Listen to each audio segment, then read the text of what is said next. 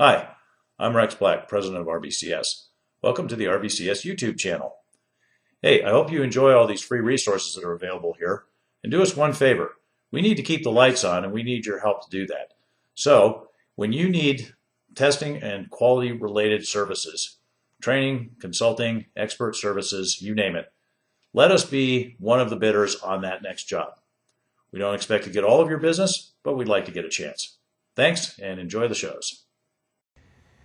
Now, what you would expect as you get through the project and you get towards the end, and management starts to sound like, if any of you have kids, the kids in the back seat, are we there yet? Are we there yet? Are we there yet?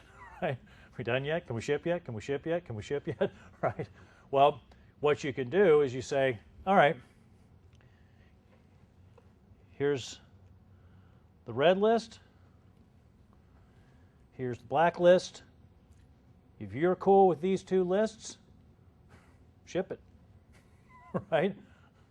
See, now you're reporting to people outside of testing in terms that they can relate to, because you're reporting in terms of residual risk. And this has been a traditional gap that's led to a lot of problems, I think, for test teams, is that if we report what we know, but we report it in our terms, typically as testers. We report it in terms of test cases and bug counts and that sort of thing, and it just goes sailing over the heads of most of the people outside of testing who hear that. But in risk-based testing, by tracking your test back to the risk, you can actually start to report in terms of something that management can relate to, which is risk, right? And you've established, you got a clear linkage between, why does this test matter? Well, this test matters because it relates to this risk item. And you told me you care a lot about this risk item, right? Why does this bug matter? Because it traces back to this risk item, and you told me you cared a lot about that risk item. And you cared a lot about, you care about these failed test cases for the same reason, right? It's established as a connection between what the stakeholders told you they cared about at the beginning of the project in the risk analysis, and what you're now telling people, either it doesn't work or we're not done testing that yet, okay? And this takes us as testers out of the role of sort of the quality, what was the name for the people, augurs? Is that the right name?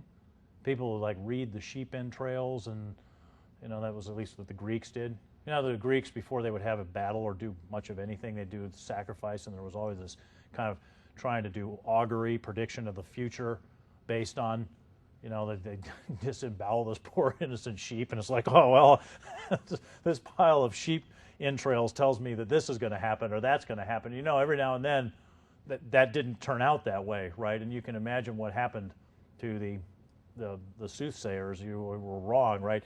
And traditionally, I think in the testing, we've been kind of in that same role of, we've done this sort of mysterious thing that nobody understands, and we've looked at this pile of information that nobody's quite clear on what it means, and it kind of smells bad, and we go, oh no, you can't ship it yet, right? Or, oh, go ahead and ship it, and then something horrible happens, and people come back and we say, well, we told you, it was an unpropitious pile of sheep guts, And so this is taking us out of that role and saying, oh, no. Instead, what we're going to do is we're going to actually report information in terms that people can understand, and we're going to then let them make the call, right? We have then achieved a primary mission of a test team, which is to deliver useful information in an actionable kind of way, and then we can back off, right? So I think it's a real step forward if you can make this happen.